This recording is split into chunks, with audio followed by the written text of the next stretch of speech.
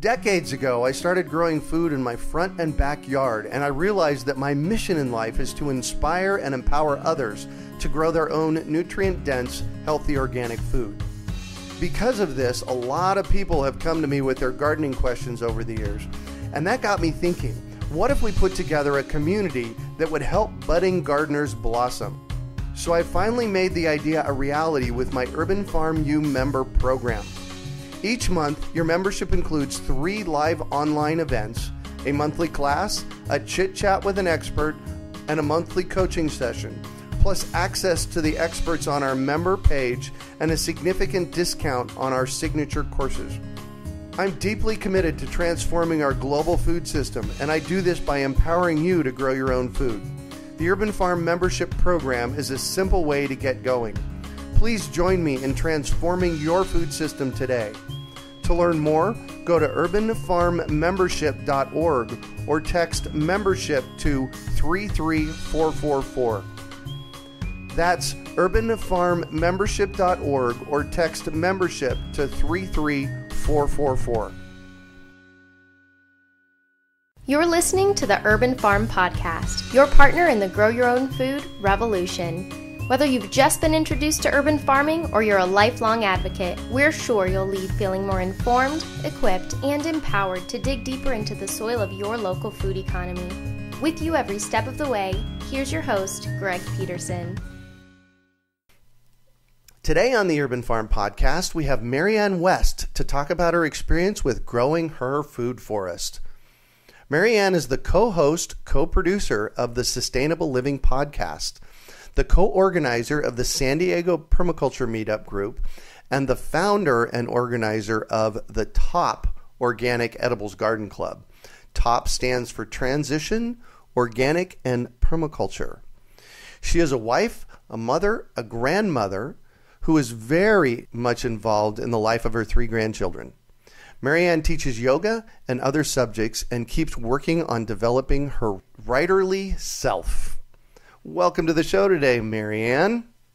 Thank you so much for having me, Craig. I'm very excited to be here with you. Absolutely.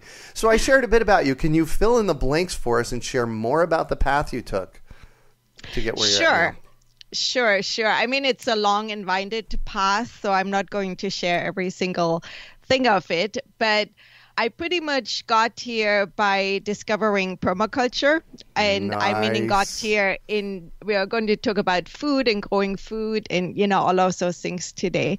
And for me, when I found permaculture, it was almost like a homecoming. Because I understand that. Yeah, I grew up in Germany and I mean, my children always said I probably grew up when the dinosaurs were still roaming, when I tell them about my reality, because, Germany at the time, even though I was born, probably 15 years or so after the war, it was still a lot more depressed. When I was born, my mom got her first washing machine. Oh, yeah. And so different reality. We walked to school. There were no cars around and no TV and stuff. And the garden was a big part of our daily food intake. What we grew, we ate. Right. And so I was surrounded by growing plants, by canning, by preserving, and then actually eating out of the garden. That was when I was a kid. And when I was a teenager, my parents sold the garden because it was getting too much work and economy was better. So it was easier to just buy things. Right. But, that experience kind of stuck with me.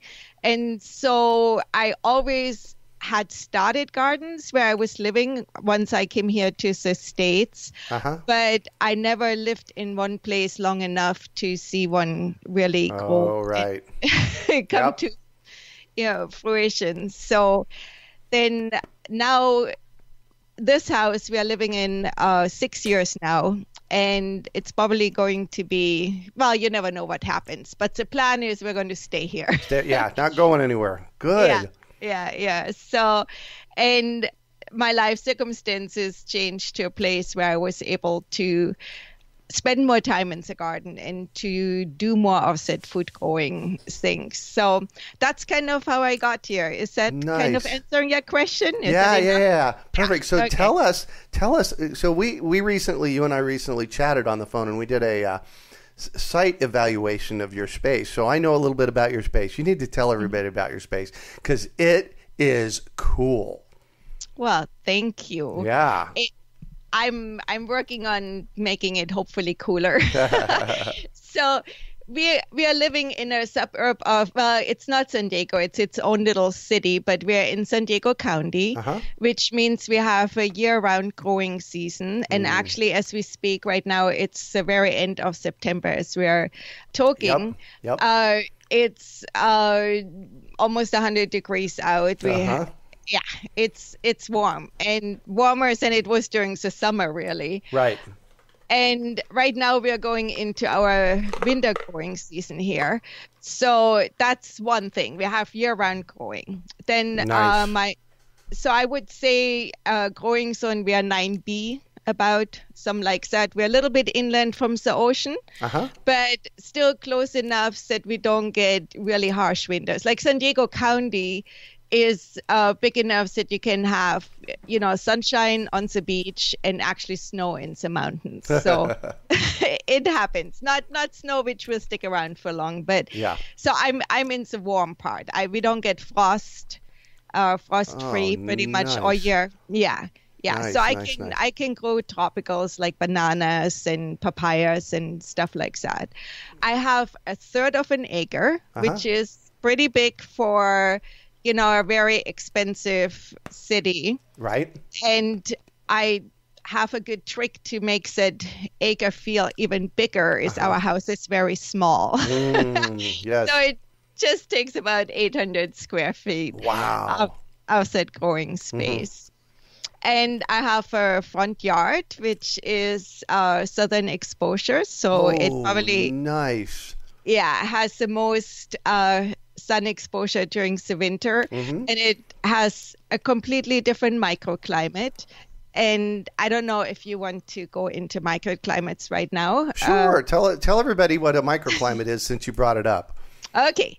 So basically, I said we're in growing zone 9B, right? But there are areas in my yard which are much more sheltered and stay warmer, and other areas where the wind comes in more or it's just colder for different kind of reasons. Right. So my front yard is the warmest part pretty much. It's very sheltered and it doesn't have any wind exposure.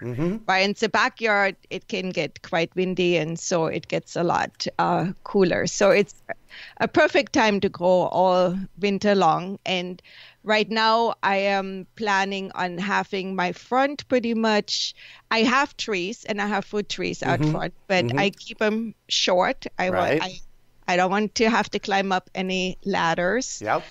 And part of that is that, well, it has several reasons that I want to keep them short. One is I'm scared of heights. So climbing a ladder is like a real event for me. I have to feel brave to do it. That's one.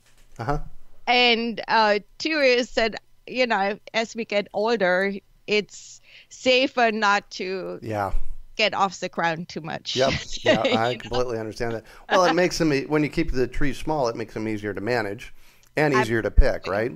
Absolutely. Yeah. And then the other reason I want to keep them small is I want to be able to plant more trees. I want to have a lot of different varieties. So my eventual goal is to have always something fresh coming out of the garden. Nice. Which is very possible here. Oh, yeah. Yeah, I'm in Phoenix, and we do that here in Phoenix. Yeah, excellent. Yeah. So that's the front, So the different fruit trees, in fruit tree orchard culture, that's what we call successive ripening. So like with peaches here in the low desert, we can plant peaches that ripen, and there's about a half a dozen different kinds that ripen starting about May 15th all the way to July 15th. Right. Yeah, we can do similar things here. Yeah. So, and also I think it really gets you aware what fresh fruit tastes like, when you harvest it off your tree. And then I think I don't know how you feel about it, but for me, like you get a crop and it's the first one, it's the first plum or it's the first peach, you can hardly wait to get it. Oh, yes. And then you eat them. And then when, the successive trees are gone, then it's exciting to eat a different fruit, to start with the next one coming in. Yep, exactly. And so, for me, since I grew up with that garden as a major food source, I was used that at certain times you had certain fruit and then you don't have them anymore, Yeah. And I think right now, a lot of us are so used to go to the supermarket. It doesn't matter what time of the year it is. You can have strawberries, Yeah. So, but the taste is so different when it's fresh and homegrown. I think it might be my bias. No. Well, if it is, it's our bias. So. Yeah. If it is, it's our bias. So, tell me about your permaculture experience. Did you do a permaculture design course? Yes, I did. I first did a local design course, and it was over several weekends, over 3 months, which was great because there was a lot of hands-on work involved. Oh, And I love reading books and learning from books, but I also need to then translate that into the hands-on. And it really helps me when I can do a project with somebody who already knows it. It just seems to make so much more sense. And if both of those come together, the brain and the hands. Exactly. So tell everybody what a permaculture design course is. So a permaculture design course is a 72-hour course which covers a lot of different aspects of permaculture. And so from, permaculture, since we haven't really defined it. But, please do then. Yeah, well, it's one of those things which everybody says different Absolutely. What it is. So what's yours? What's yours? Because I'll tell you mine in a minute, but what's yours? Okay, well, I like the idea of permaculture being a design system which can be applied to agriculture, where it, where kind of the word is coming from permanent agriculture. But it can be applied to all different systems. And the importance of the design system is that there are principles and ethics involved, which mean that we are not just doing something because we can, but you think about what will the earth be like when I do this? So there is earth care involved, so we are not just going to pollute nilly-willy or, do things without considering the consequences. And there's people care involved. Really, I mean, if you say earth care, people are part of the earth, but we separate it anyways and say it's people care. And I just heard a really nice headline, or saw a nice headline. As you're aware, Bill Mollison, who is a co-founder of permaculture, just passed away. Yep, just this last week. Yeah. And so somebody wrote the headline, said, permaculture is a revolution hiding as organic gardening. Something like that. Yeah, that is the case. That is the case. Yeah, so I really like that. Love that. I like to call permaculture the art and science of working with nature. How do we get in the flow and work in the flow of nature? Very nice. Yeah. I did my original permaculture design course in 1992 with Tim Murphy here in Phoenix. Who was your teacher? Josh Robinson. Oh, nice. Good. Yeah. So actually, he was somewhere based. I don't know if he was in Arizona or New Mexico, but he was there. And one thing I find is, like, with each teacher you encounter, they will teach all the principles in that 72-hour course, but each teacher has like a particular strength or love, yeah. and that just comes really through. Yeah. And for Josh Robinson, it's water and water harvesting. Oh, nice. Yeah, and I certainly feel deeply influenced by that because that's, well, and we live in a semi-desert, so water is our big topic here. Yeah. We don't have enough. So yeah. Right, exactly. Well, that's one of the obvious next questions is you guys are in drought, stage 2 drought in California. Right. How is your knowledge of permaculture impacting your design to address the drought? Well, I use a lot of different techniques, I want to say, to address it. So one of them is I utilize all the gray water I can. And gray water is water which was already used, like in the washing machine, but it's not dangerous, which, just to make it very clear, washing machine water can be very bad for your plants if you use laundry detergents, which, are full are of bad all for kinds your plants. That's right. Yeah. Or bleach or stuff like that. So I use only laundry detergent which is biodegradable and breaks down, and is also formulated for drought areas, so it doesn't have any salt in it. Perfect. Because a lot of the even gray water safe or so-called gray water safe detergents have a lot of salt, which is fine if you're in Oregon where you get a lot of rainwater, but not so fine in Arizona or California. No. Yeah. It's a big no-no. So I use so washing machine water goes to 6 different basins where nice. Plants are around. And we also use the shower and sink water. And I took it even one step further, said I use my kitchen sink water, which is officially considered black water. Right. And black water is considered things like sewage. Right. But and I have one sink for my kitchen. I take the water out to my landscape and I disperse it in mulch. And I don't use any harsh chemicals. Right. But if I have the other sink going to the sewer line. So if I have things where there was a lot of salt in, or oil or vinegars, things like that, which wouldn't be good for the soil, I rinse it in that side of the sink, which doesn't go out to the landscape. Oh, perfect. Yeah. Perfect. It's always good to design your gray water system so you have a choice. Absolutely. Yeah. I do have switches in all the gray water systems that I can bring it back to the sewer if necessary. Yeah. So that's definitely the best way to do it, because otherwise you can invite problems into your yard for sure. So that's gray water. Then the rainwater we get, I'm trying to catch all I can. And in the beginning, there was buckets sitting everywhere where it would drip down from the roof. And I do have several tanks, and I'm hoping that soon I can install a bigger one. So I'm still playing around with the idea of installing a ferrous cement tank. Oh, nice.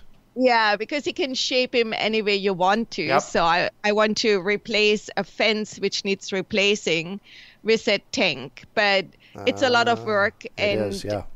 So I don't, it's still in the dream phase. So we don't know.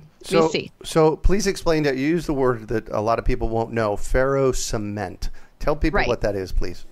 So it's a form of cement you mix in a way that it's easily shaped by hand, and it will become stable. So, it doesn't leach into the water. Actually, I think you glaze the inside of the tank with something else. But like when you see cement being poured on the side of the road or whatever, that would hold up in a shape. So the ferrous cement tanks, you actually build like a form out of wire or different things. And then I think you put chicken wire on them. And then it's almost like a plaster you create. And then you put really this thick plaster very thick onto such form. And then Isn't it in Arizona where you have a collective which does like the rainwater urns and yeah, Yep. they actually created a shape you can then take out and bring into the next one. So Nice. I find it really fascinating and exciting. Yeah, exactly. So you're doing a lot around water.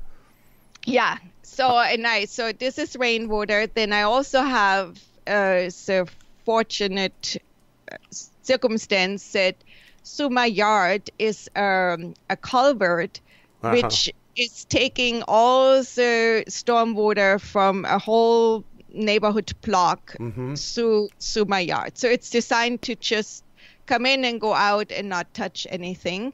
And that's a lot of valuable water. So I did a little unauthorized pickaxing and created a place where that water can actually enter, build a little dam, and then a ditch, which is on the same level. I don't want to say on contour because it's not following the contour of the yard, Right. but it's level. And so when the water comes down that culvert and comes to the dam, it will go into the ditch and then spread around. And then when there's more water, which in a rain event, it's hundreds and thousands of gallons Right. coming through there, then I have an overflow. It will go over the dam and then back out to the property. And Nice. yeah, so that's really, yeah. I really want to do a shout out for this. Is really unique what you've done with that, because basically you're taking water that would normally run by your house, Right. and it's getting redirected into a series of mulch basins, right? Right. Yeah, and allowed to sink in on your property. That is very, when you told me that the other day when we were on our call, it was like, wow, that is innovative. So I have to give Josh Robinson credit for that. Good. So we talked about that in design ideas during the class, and I was like, yeah, this sounds like a good idea. Yeah. And you will have people say, oh, but what about the dirt which might be on the street and chemicals and so forth, and that's a concern. Yep. So It is. what we do, there is like a silt trap in the beginning. So you Yep. dig a hole kind of where the water enters. So heavy particles fall in there, and then, I clear it out and take it to the landfill. And then also it's heavily mulched. And I do believe in the power of compost and mulching and Oh my fungi gosh, yes. Yep. to break down a lot of those things.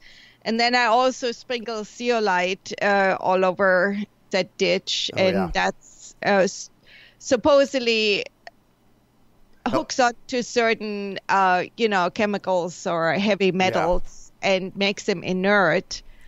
So, and then I also have been towards, when it's wet, I can't use it during the summer because it completely dries out, during the summer. But I Right. put oyster mushroom inoculant in there. Oh, yeah.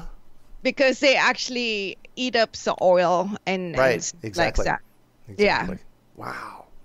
Yeah, so Wow, that's the cool. strategies Good there. job. So, and here's what I tell people, because I get that question a lot. It's like, what about the pollutants in the city? Why would we even grow food in the city because there's so many pollutants? Well, the truth of the matter is we're polluted everywhere. Exactly. There's the fields out there or wherever the farms are at are polluted because of the chemicals that we've thrown at them, because of the stuff falling, the rain falling from the sky and picking up. So we can't really get away from it. So we have to do our best. Absolutely. Absolutely. Yeah. I so agree with you.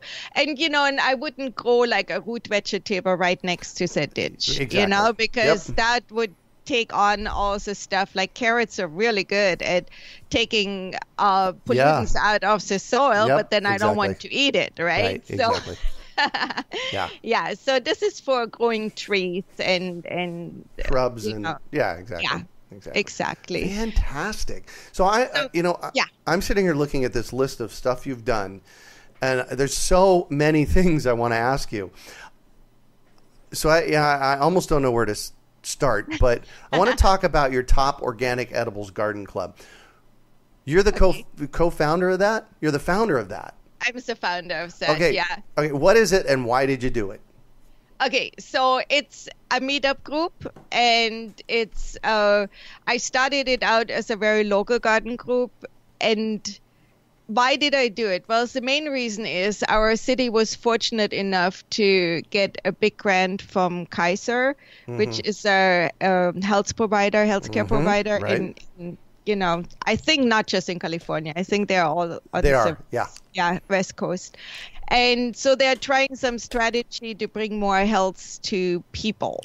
And so I was very excited. I was on the board to advise for how to implement the grant and so forth.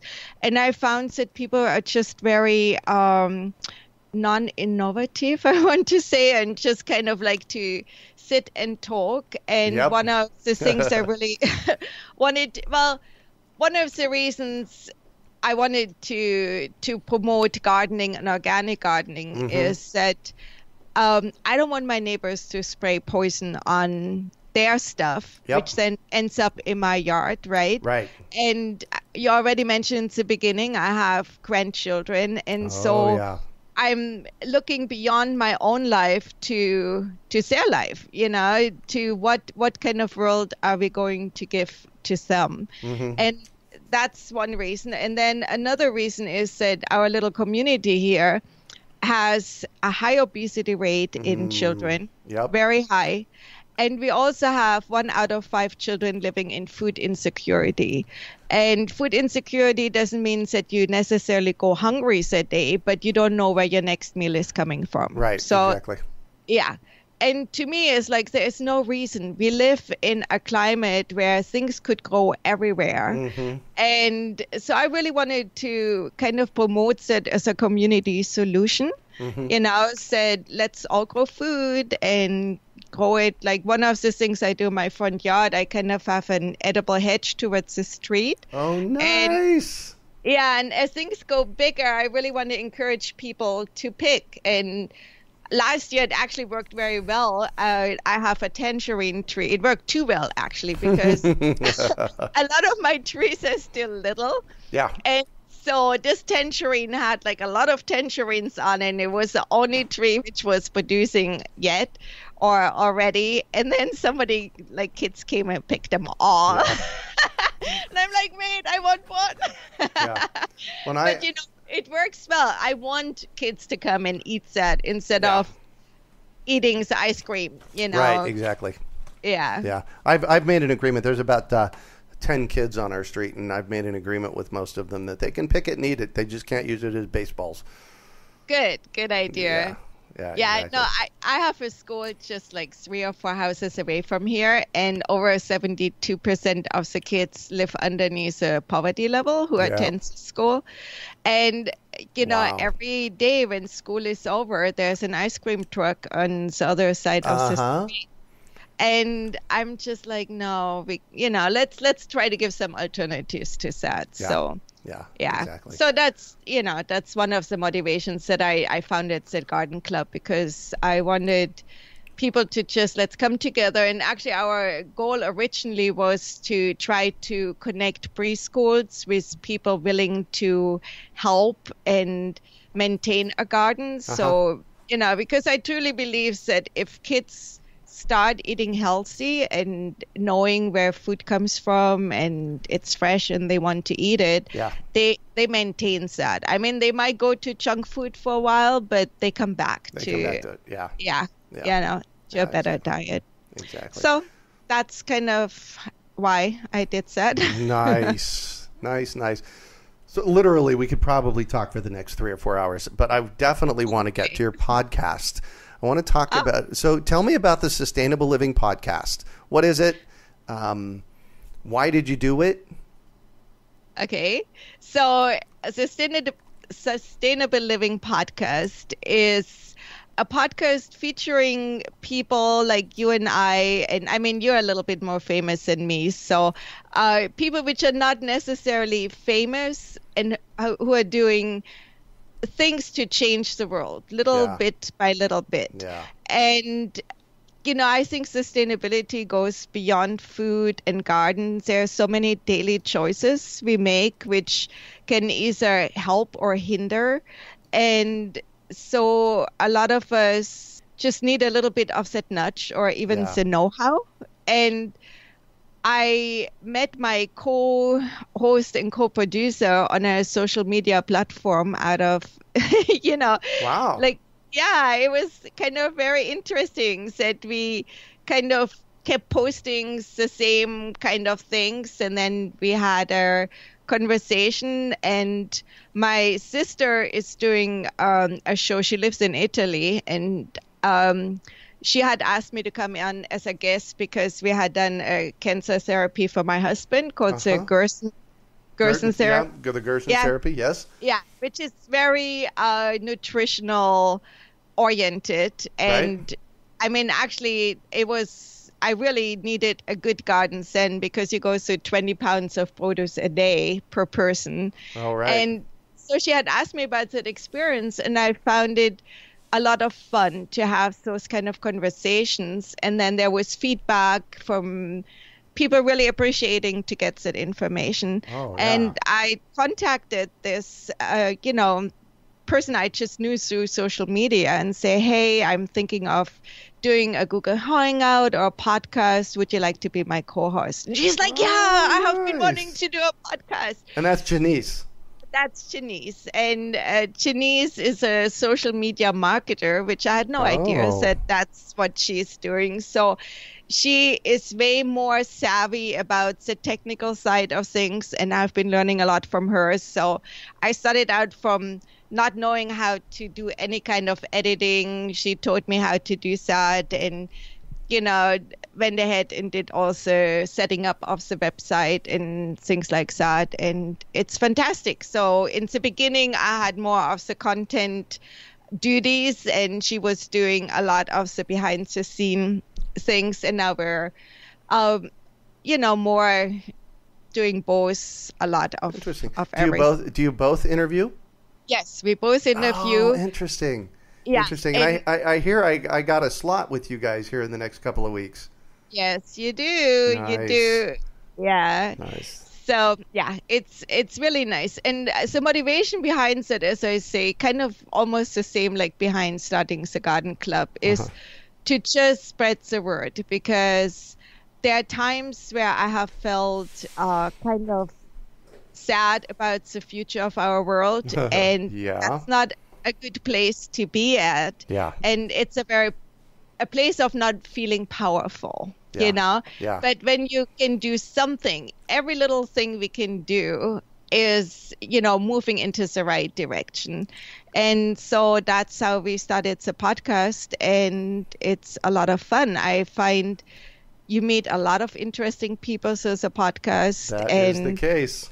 Yeah, and explore topics I might not have thought of, but then now I look at everything which comes across my either news feed or, on social media with eyes like, wow, what is this person doing? And how can we bring their work to more eyes to see and more ears to hear? Yeah. And personally, I love podcasts because I don't have a lot of time to spend in front of the computer or to look at videos. Yep. So podcast I can consume on my phone, when I'm out in the garden or doing things which don't need my full mental attention. Yep. I can listening to podcasts, and I got a lot of my permaculture education through podcasts as well. So nice. Yeah, I listen to them on my runs in the morning.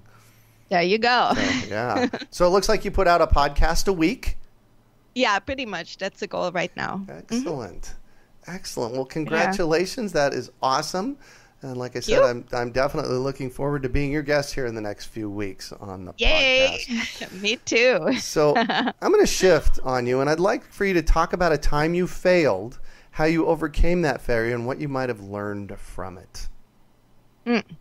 So first of all, I'm going to step away from the word failed. Okay. And that's good. Yeah. And the reason is, I think maybe it was just my particular upbringing, but I think a lot of people have experienced it. Maybe said things were not enough, or, said felt that it's not good enough. So failure has such kind of a negative connotations that I rather look at it as learning experiences, or, right. Things I tried which had very different results. Right. And I had many of those, some. Well, that's how we learn the most, right? Exactly. Yeah. Exactly. Yeah. And sometimes, one of my garden teachers put it in a way, like, if you look at plants and planting and a plant dies, and you might look at it as a failure or as an opportunity to plant something else in that spot. Nice. Nice. Yeah. Well, and here's what I tell people. I promise you, I've killed more plants than you have. Not on purpose, but that's how I've learned. Yep, absolutely. Yeah. But at the same time, I would say one of my if you want to call it, like you could call a failure or something, is that I tend to do too much. I love new ideas, and I get very excited about things, and I forget that I'm just one person, and that's only 24 hours in the day, and I'm not Superwoman, so I'm very disappointed in that sometimes. Yeah, I understand that. I understand that. So, Marianne, what I see in your pattern and in your bio and in everything is you get a lot done. Yeah, I do get a lot done, and then I also do not get a lot done. Hold on. That's what we have to forgive ourselves for. Because what I found for myself is that my list of things to do as of today, basically September of 2016, is longer than what I'm going to be able to accomplish in the rest of my life, and I'm 55 years old. And I miss you. And I add new stuff on it all the time. So that's the stuff we have to forgive ourselves about. And how do you get so much done? What's your trick there? What's your thought there? Well, I think one of the things is that, something I said could be my failure is also my strength. That I do get excited about things, and then I dive very deeply into learning about it.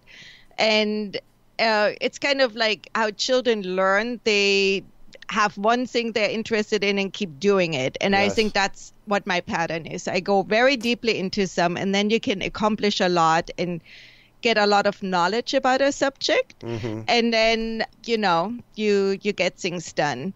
And I think, I get a lot done too by sometimes not taking care of myself, and that is a pattern I have been working on breaking. And I definitely am suggesting to everybody who does a lot to add that self-care element. It's really important. Put your oxygen mask on first. Right. Exactly. Exactly. And so finding yoga and, meditation, and actually being very aware of the diet and so forth really does help. Yeah. So what? And then you cut out things like watching a lot of television or, Right. Exactly. That's not on the program. Yeah, perfect. So what do you consider your biggest success? Well, my biggest success, I feel, are my children. I spend a lot of time being at home mom and a homeschooler and home person, all of those things. And I have 4 siblings, and I feel we are not very close. And for me, as I was raising my children, it was very important for them to be close. And so that really worked out. We are all very close together and are very connected as a family. So that's my biggest success period in life, I would say. And otherwise, getting this place here together when we come back to permaculture and gardening, even so, I still see this long list for the next 50 years of things I want to do. If I look at pictures, what I started out with, basically a lawn, front and back. Oh my gosh. And where I'm at now, I do feel it's already pretty good. And my next challenge is getting my irrigation down to where it actually works. And when I have done that, I'm going to call you up and say, that's my biggest success for right now. Yay! All right, what drives you? Like, what's your big why? I think my big why is that I care about the future, not just of my family, but everybody. And I feel that it feels like there is a movement going that more and more people are getting it. Yay! And it feels that way. And so that makes it much easier to keep going. You know, if you don't feel like I hear you. Only crazy trying to, take grocery bags to the store or grow food or, you know. Yeah. Oh, yeah. As little as 10 years ago, they still thought I was pretty crazy here in Phoenix. Now I'm kind of the urban farm guy that everybody's kind of, well, not everybody, but a lot of people are trying to mimic what I'm doing here. And it's like, yay, bring it on. Very good. Yeah. Very good. Yeah.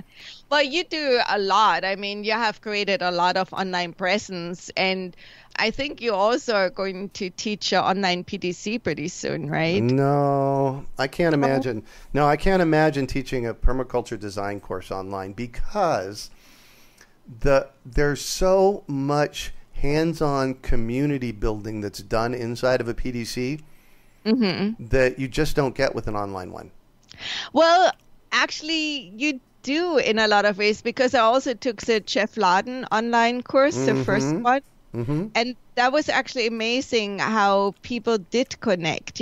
I think it's very different. You know, like the online course gives you an opportunity to go over things over and over and over again. Oh, yeah.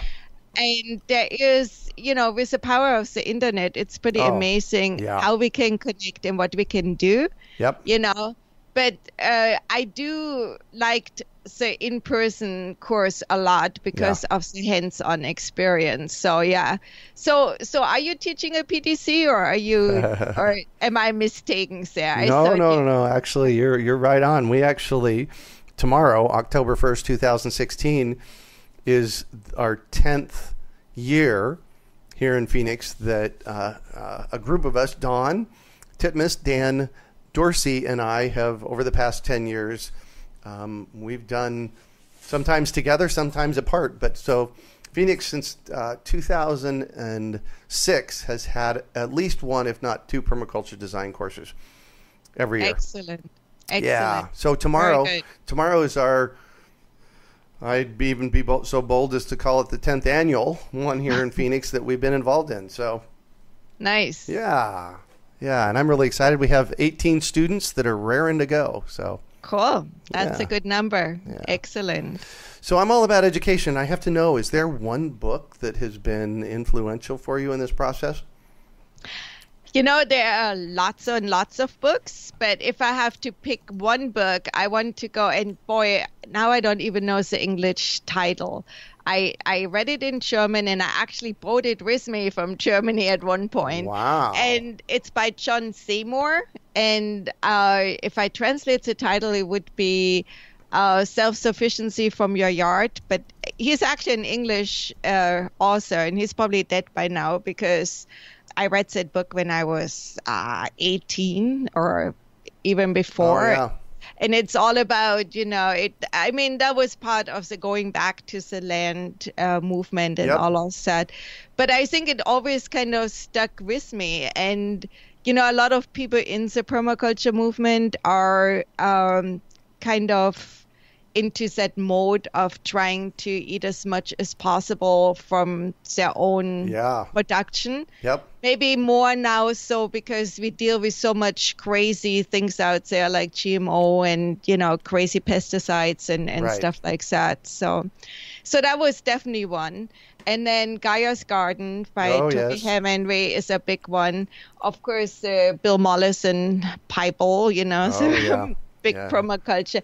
That one is kind of more of a reference book, I would say. Oh yeah, exactly. But it's there to go back to. And I have a whole bookshelf. I mean, Brent Lancaster's book about water harvesting have definitely, influenced a lot of what I'm doing. Yeah. So yeah, lots of books. Cool. What one final piece of advice do you have for our listeners? Do one thing at a time. Oh. and hold on, and get it done, right? And get it done. Yeah. Don't start 10 things, because Arrgh. that's one of the tenets of permaculture, is to sit back and observe. And that's probably one of the things I have a hard time with, to be patient enough, not want to jump in right away. And I certainly have wasted time by studying too many projects and then not be able to take care of all of them. Yeah. So set advice of starting small and learning, and, then moving bigger is actually a good one. Yeah. But, you get lots done too if you do too much, and some of it survives, but it's easier on you if you start smaller. Yeah, exactly. Well, thank you so much for joining us on the show and sharing your experience with us today, Marianne. It has been a treat getting to chat with you. Thank you. And I'm really looking forward to continue the conversation on our podcast. Yeah, exactly. So how can our listeners get a hold of you, find out about your podcast? Tell us about that. Yeah. So we have iTunes, has it, Stitcher. We have a website. It's called sustainablelivingpodcast.com is our web address. Perfect. Personally, you can send me an email at sustainablelivingpodcast@gmail.com. And if you Google us, we have a blog. I think, pretty much all the different devices where you can download a podcast, we should be there. Nice. And if you go to urbanfarm.org/SLP, that's for Sustainable Living Podcast, SLP, that's the show notes page. Cool. Thank you so much. Absolutely. That's it for today. Thanks for joining us on the Urban Farm Podcast. Decades ago, I started growing food in my front and backyard, and I realized that my mission in life is to inspire and empower others to grow their own nutrient-dense, healthy organic food. Because of this, a lot of people have come to me with their gardening questions over the years, and that got me thinking, what if we put together a community that would help budding gardeners blossom? So I finally made the idea a reality with my Urban Farm U member program.